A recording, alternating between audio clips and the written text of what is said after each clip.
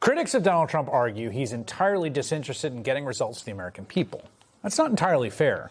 You see, in his attempt to be an all-powerful God King of America, Trump has appointed himself as a kind of minister of culture for the country. Today, we got a huge new development on that front related to the president's favorite buddy cop film franchise.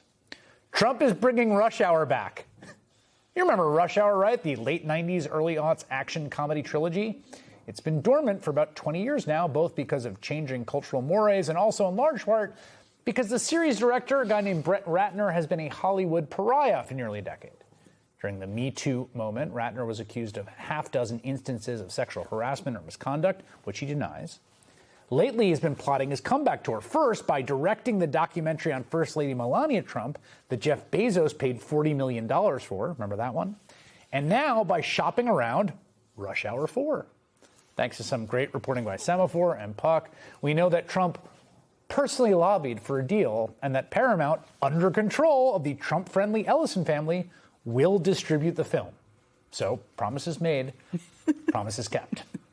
Michelle Goldberg is an opinion columnist for New York Times. Alex Wagner is an MS Now senior political analyst, the host of Crooked Media's Runaway Country podcast. They join me now. A missed opportunity in 2024 to make this a central campaign plank. If you elect me, I'm bringing back Rush Hour. But I just think, there's so much horror in the news around Donald Trump, but what a perfect Donald Trump story. Right. And there's also an undercurrent of horror here, too. Yes, because of menace. This is what happens in authoritarian countries. It reminds me of Kim Jong-il. You often heard Trump kind of expressing his envy for the leader of North Korea, Kim Jong-il's son, that he wishes they salute me. Well, people stand at attention. Yes, they also in North Korea, make movies to the dictator's specifications. Kim Jong-il was famous for kidnapping a famous actress and director and forcing them to make movies until they were able to escape. I also keep thinking, Donald Trump kind of wanted to go into Hollywood at some point. Yes. And how much better his life would have been. Everyone's life. How much better our lives would have been if just, that sliding doors moment had gone the other way. Absolutely, Alex. I mean, I have to note, Alex, I'm not going to ask you to give me a rundown on what you think the plot should be here or give me some script notes, but Jackie Chan is 71 years old. This is Matt Belloni writing on it in Puck. He says, few studio heads would want to stand next to Ratner on a red carpet, no matter the potential money to be made by the film. Even that's a big question. Tucker hasn't headlined a studio movie since Rush Hour 3 in 2007. Chan is now 71. Plus, the onerous terms of the deal that means that whoever does it is going to have a terrible time. And yet, this is what it means to have your family buddy running one of the big media conglomerates in America.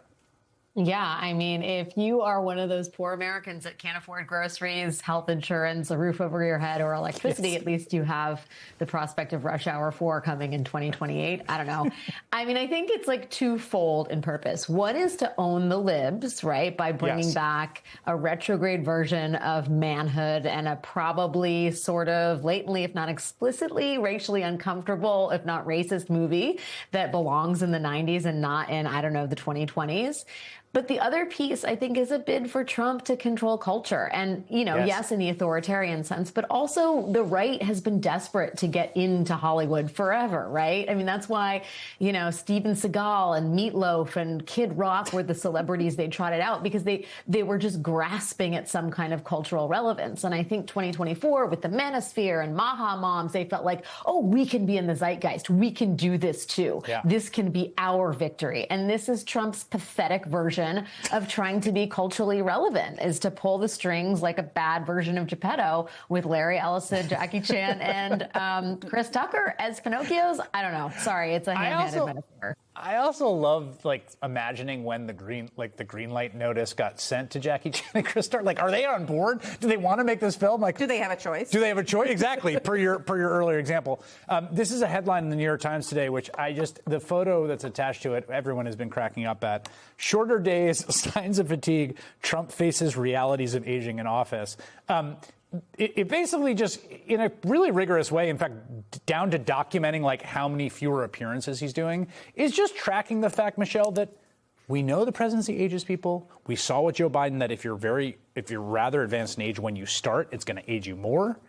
And now here we are 10 months in, and boy, does it look like it's doing that again. It does, although I think that, the presidency in the past has aged Trump less than other people. Yes, he doesn't do that much. If you're sort of making movies and decorating and playing a lot of golf, it's probably a different experience than if you're working very hard. Yes. At this, and Pete, I get sometimes people are really angry. How come you're not, talking about Donald Trump's age the way you were talking about Joe Biden's age? And to me, there's an element of like such bad food, such small portions. Yes. If Donald Trump is working less and is a little less engaged, in some cases, I guess it's a bad thing only because of his underlings. Right, the vacuum it creates for the Stephen Millers of the world. Yes, exactly. But it's not as if a kind of highly engaged, dynamic Trump is necessarily a better Trump. No, but I do think, Alex, the politics, I do think the moment when he's asleep, fully asleep during a live event, fully, and it's actually as relatable as I've ever found him, because he looks very peaceful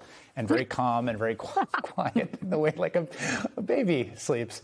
But I do think, he called him Sleepy Joe Biden for a reason. It was obviously an advantage to him in the 2024 election.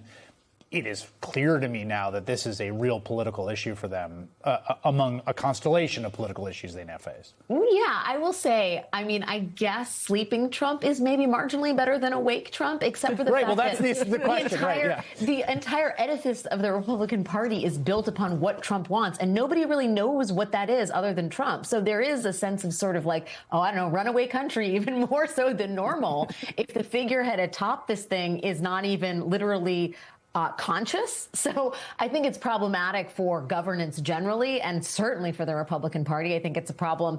They're directionless without him. He's not going to be president in 2028. I will say that again and again and again as publicly as I can. But what does that mean for actually the day-to-day running of the government? What does that mean for their priorities, and how do they disguise the aging of a man who already seems so unhinged 10 years ago, right? His behavior has been erratic for so long. His physical health has been hugely up for debate. And look at what we're playing right now. This is not a person who acted normal back in the normal times. Right. So I do worry about the dawn of really increased senility and what that means for the body politic.